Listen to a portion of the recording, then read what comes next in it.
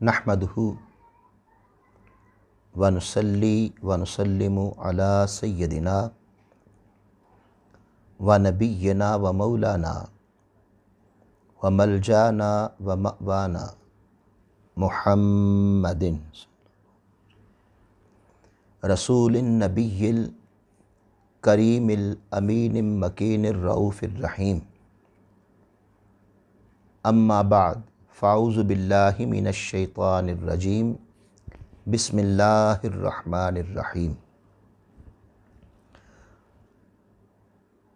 والذین هم للزکاة فاعلون صدق اللہ مولانا العظیم۔ انتہائی واجب الاحترام معزز و محترم سامعین و ناظرین اور خواتین و حضرات،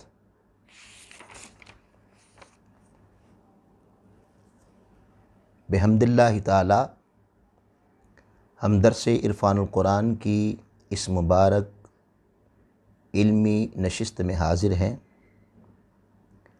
ہماری سلسلہ وار گفتگو سورہ المؤمنون کی روشنی میں صفات مؤمنین کے عنوان سے جاری تھی، اور پچھلی گفتگو ہم نے سورہ المؤمنین کی آیت نمبر 4 پر کی، والذین هم للزکاة فاعلون، یہ وہ لوگ جو زکوٰۃ ادا کرتے ہیں۔ پچھلی گفتگو میں ہم نے اس آیت کے تحت لفظ زکوٰۃ کے 2 معنی بیان کیے تھے اس مقام پر۔ ایک زکوٰۃ کا ادا کرنا، اس سے مراد یہ ہے کہ وہ لوگ زکوٰۃ ادا کرتے ہیں، مومنین کی صفات یہ ہے۔ اور دوسرا، چونکہ زکوٰۃ کا معنی تزکیہ نفس بھی ہے، تو ہماری گفتگو کا بیشتر حصہ تزکیہ نفس کے حوالے سے تھا۔ آج ہم اسی آیہ مبارکہ پر دوبارہ گفتگو کر رہے ہیں، اور آج کی گفتگو میں ہم زکوٰۃ کی اہمیت اور اس کی فضیلت، جو مومنین کا تیسرا وصف ہے سورہ المؤمنون کی روشنی میں، اس پر گفتگو کریں گے۔ اللہ رب العزت نے قرآن مجید میں جہاں نماز کا حکم دیا وہاں زکوٰۃ کا حکم بھی دیا۔ اللہ رب العزت نے سورہ بقرہ میں ارشاد فرمایا، وَأَقِیمُوا الصَّلَاةَ وَآتُوا الزَّکَاةَ، اور نماز قائم کرو اور زکوٰۃ ادا کرو۔ یعنی یہاں جہاں نماز ادا کرنے کا حکم دیا جا رہا ہے، وہاں ساتھ ہی زکوٰۃ کے ادا کرنے کا بھی حکم دیا جا رہا ہے۔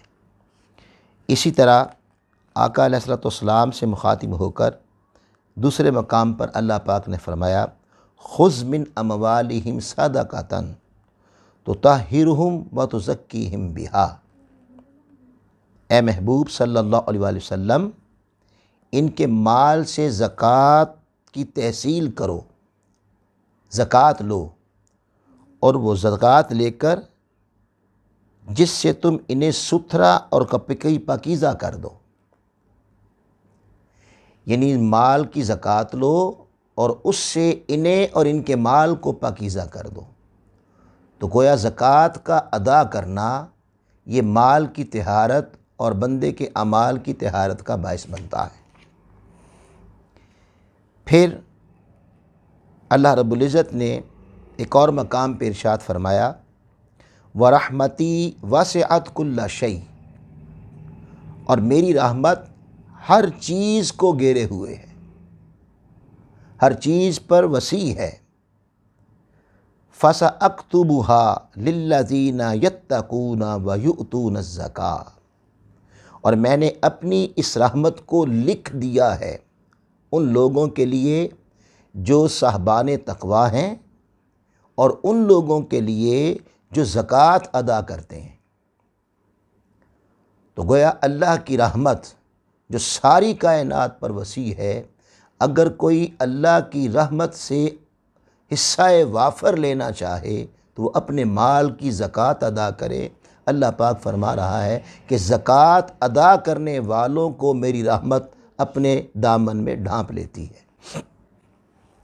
پھر اسی طرح فرمایا ترمذی شریف میں نبی پاک صلی اللہ علیہ وسلم نے حضرت معاذ کو جب یمن کی طرف بھیجا تو فرمایا کہ ان اہل یمن کو بتاؤ اللہ پاک نے ان کے مالوں میں زکوٰۃ فرض کی ہے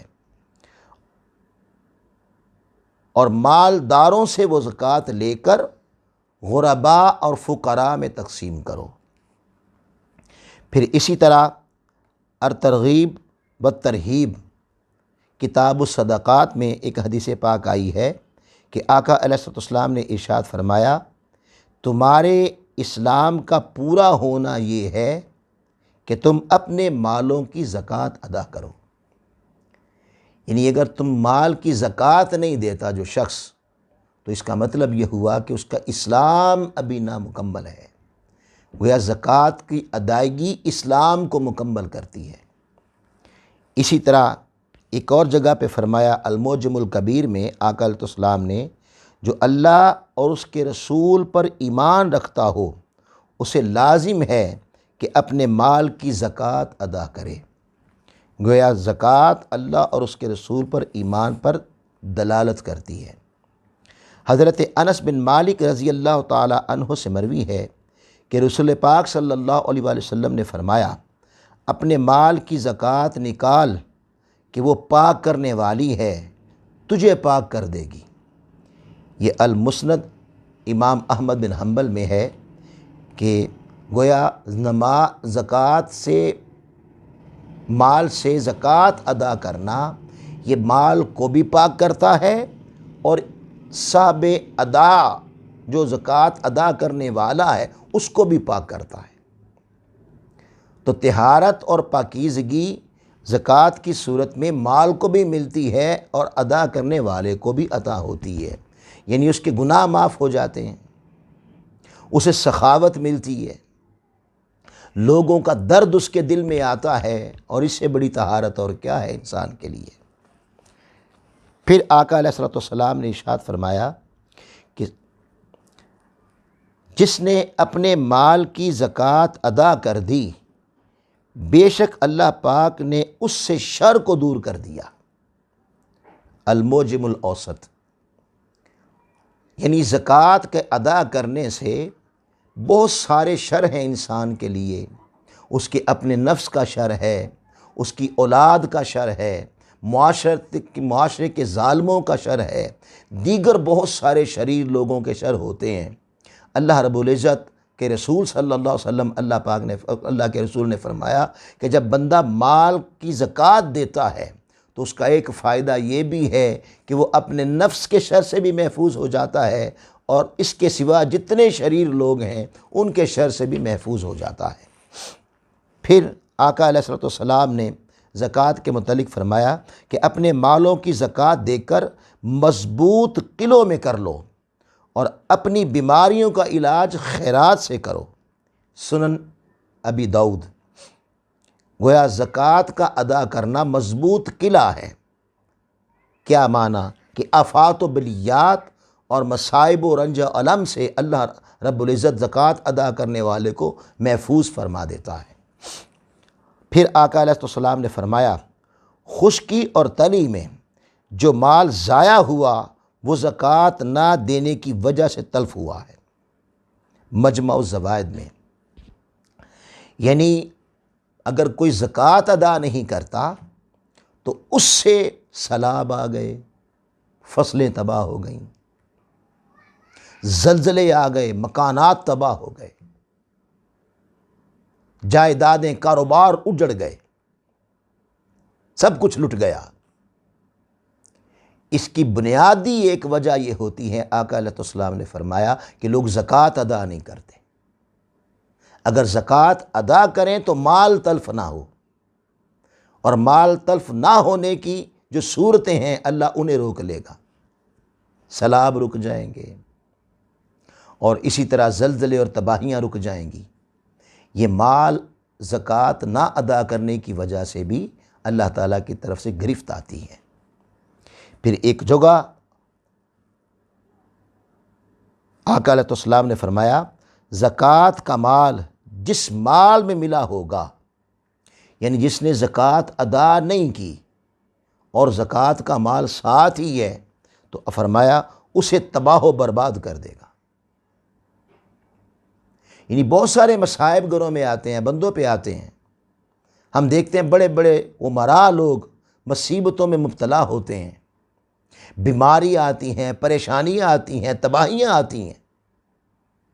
آقا علیہ السلام کے فرمان کے مطابق اس کی بنیادی وجہ یہ ہوتی ہے کہ وہ مال کی زکوٰۃ نہیں ادا کرتے۔ اب جب مال کی زکوٰۃ ادا نہیں کرتے تو وہی مال ان کی بربادی کا باعث بن جاتا ہے، پھر اس سے تباہی آتی ہے۔ پھر آقا علیہ السلام نے فرمایا جو قوم زکوٰۃ نہ دے گی اللہ پاک اسے قحط میں مبتلا کر دے گا، بھوک آتی ہے، پریشانی آ جاتی ہے، کہسالی ہو جاتی ہے۔ الموجم الاوسط میں یہ حدیث پاک آئی۔ پھر سنن ابن ماجہ میں آقا علیہ السلام نے ارشاد فرمایا جو لوگ زکوٰۃ کی ادائیگی چھوڑ دیتے ہیں تو اللہ پاک بارش کو روک دیتا ہے۔ یعنی قحط سالی بارش کی وجہ سے نہیں ہوتی ہے، اور بارش کو اللہ روک دیتا ہے، وجہ یہ بنتی ہے کہ لوگ مال کی زکوٰۃ ادا نہیں کرتے۔ اور پھر آگے فرمایا اگر زمین پر چوپائے موجود نہ ہوتے تو آسمان سے پانی کا ایک قطرہ نہ برستا۔ سبحان اللہ۔ یعنی آسمان سے بارش صرف اس لیے بھی ہو جاتی ہے کہ اللہ کو چپاؤں کا کہ خیال ہے، اپنے جانوروں کا خیال ہے، اور اگر وہ نہ ہوتے تو زکوٰۃ نہ دینے والی قوم پر کبھی بارش کا ایک قطرہ نہ برستا۔ اللہ محفوظ فرمائے۔ حضرت سیدنا عبداللہ ابن مسعود سے روایت ہے، وہ فرماتے ہیں کہ زکوٰۃ نہ دینے والے پر اللہ کے رسول نے لعنت فرمائی ہے،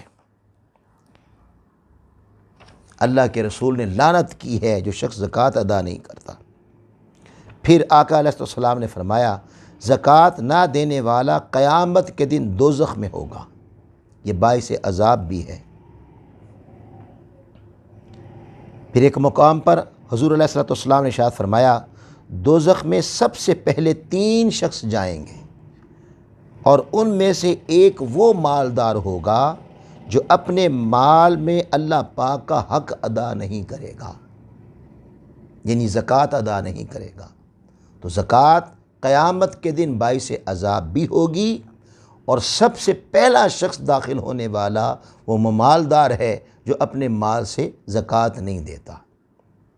پھر اسی طرح ناظرین صحیح بخاری کی حدیث پاک ہے، رسول اللہ صلی اللہ علیہ وسلم نے فرمایا جس کو اللہ تعالیٰ نے مال دیا اور وہ اس کی زکوٰۃ ادا نہ کرے تو قیامت کے دن وہ مال گنجے سانپ کی صورت میں کر دیا جائے گا، جس کے سر پر 2 بتیاں ہوں گی، یعنی 2 نشانات ہوں گے جیسے آنکھوں کے ہوتے ہیں۔ وہ سانپ اس کے گلے میں توق بنا کر ڈالا جائے گا، پھر اس یعنی زکوٰۃ ادا نہ کرنے والے کی باچھیں پکڑے گا اور کہے گا میں تیرا مال ہوں، میں تیرا مال ہوں، میں تیرا مال ہوں، اور میں تیرا وہ خزانہ ہوں جسے تو اللہ کی راہ میں خرچ کرنے سے روکتا تھا۔ پھر آقا علیہ السلام نے یہ فرمانے کے بعد اس آیت مبارکہ کا تلاوت فرمایا، یہ آیت مبارکہ پڑھی وَلَا يَحْسَبَنَّ الَّذِينَ يَبْخَلُونَ بِمَا آتَاهُمُ اللَّهُ مِنْ فَضْلِهِ هُوَ خَيْرًا لَهُمْ بَلْ هُوَ شَرٌّ لَهُمْ سَيُطَوَّقُونَ مَا بَخِلُوا بِهِ يَوْمَ الْقِيَامَةِ۔ سورہ آل عمران۔ اور جو بخل کرتے ہیں اور اس چیز میں جو اللہ نے انہیں اپنے فضل سے دی یعنی مال دیا، ہرگز اسے اپنے لیے اچھا نہ سمجھیں بلکہ وہ ان کے لیے برا ہے۔ ان قریب وہ جس میں بخل کیا تھا انہوں نے، یعنی مال میں، جس مال میں بخل کیا تھا، قیامت کے دن ان کے گلے کا توق بنا کر ان کے گلے میں ڈال دی جائے گی، جیسے پیچھے حدیث پاک میں گنج سانپ کی بات کی ہے۔ اللہ رب العزت ہمیں ایسی تباہیوں سے محفوظ رکھے، اور مومنین کا جو تیسرا وصف ہے مال کی زکوٰۃ ادا کرنا، ہر صاحبان نصاب کو اللہ پاک توفیق عطا فرمائے کہ وہ اپنے مال کی زکوٰۃ ادا کریں اور اللہ کی رحمتوں اور اللہ کی برکات کو اپنے دامن میں سمیٹیں۔ اللہ تعالی ہمارے حال پہ کرم فرمائے۔ وما علینا الا البلاغ المبین۔